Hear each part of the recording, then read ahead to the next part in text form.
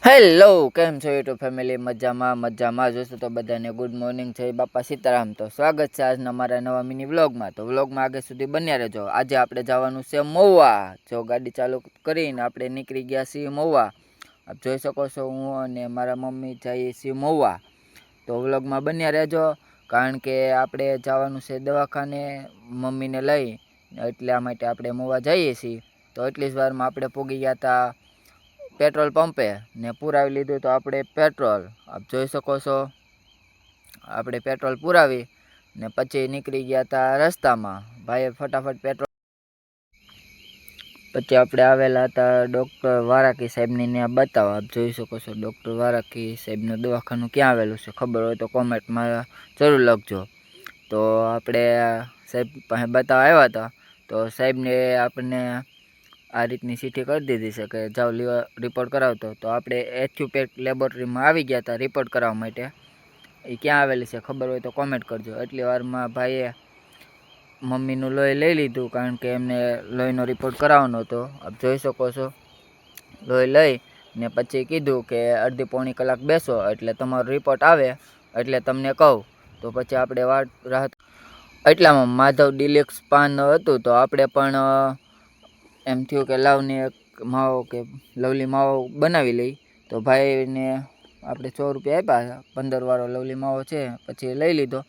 આ કુબેરબાગ રોડ છે, જે A1 રોડ નીકળે એ બાજુ જાય છે, ત્યાં ખૂણામાં આવેલ છે. એટલી વારમાં આપણે રિપોર્ટ આવી ગયો હતો ને રિપોર્ટ લઈને આપણે જવાનું હતું દવાખાને. આપ જોઈ શકો છો આપણે દવાખાને આવ્યા અને સાહેબે આપણને દવા લખી દીધી. પછી આ ભાઈએ જો દવા આપી દીધી.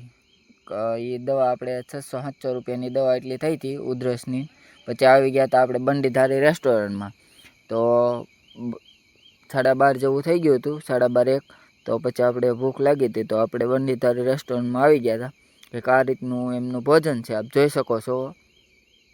દાળ ભાત શાક રોટલી સલાડ છાશ 80 રૂપિયામાં, અનલિમિટેડ નથી, ફિક્સ થાળી છે. પછી આપણે આવી ગયા હતા સરકારી દવાખાનામાં. આપ જોઈ શકો છો આ રીતનું કંઈક સરકારી દવાખાનું છે. પહેલાં જ્યાં જૂનું હતું તેમાં અત્યારે કામ ચાલુ છે. અહીંયા જે કોડત હતી ત્યાં લઈ લીધેલું છે. પછી આપણે આવી ગયા હતા પાર્થ ઝેરોક્સમાં, જે આપણે ઝેરોક્સ કરાવવાની હતી. તો ઝેરોક્સ કરાવીને અહીંયા તમને બધું જ કામ કરી આપશે. ફોટા છે, ઝેરોક્સ છે. ઓમકાર ઇલેક્ટ્રિક રિપેરિંગવાળા પાસે આવ્યા હતા. આ ભાઈ એમની દુકાન છે. તમારા વિશે કયો દુકાન વિશે? આપણી દુકાન છે ને નાગરિક બેંક પાસે આવેલી છે. વાસી ફિટિંગ કરી આપીએ છીએ. પછી બેટરી, પંખા, ઇસ્ત્રી, વલોણા, મિક્સર કે ઇલેક્ટ્રિક તમામ આઈટમ રિપેરિંગ કરીએ.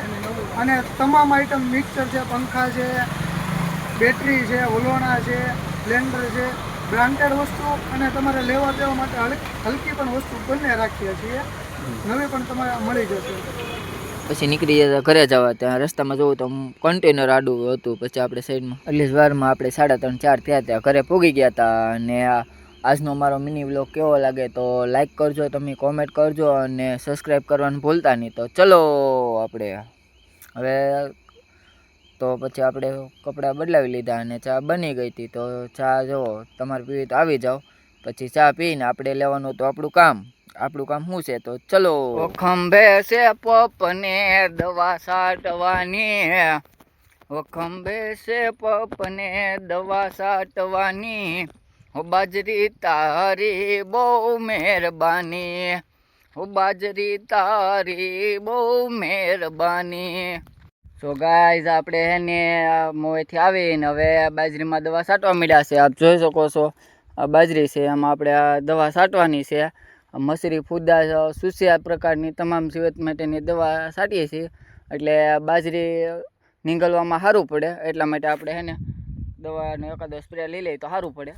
જો આમ આગળ પાછળ ડુંડા નીકળે એની ઘોડે ન નીકળે, એકારે બધું નીકળે એટલા માટે. પછી તો તમારો ભાઈ દવાનો ખંભે પપ લઈને ફટાફટ દવા છાંટવા મળ્યો. આપ જોઈ શકો છો. તો આ રીતની કંઈક આપણે દવા છાંટતા હતા, આપ જોઈ શકો છો.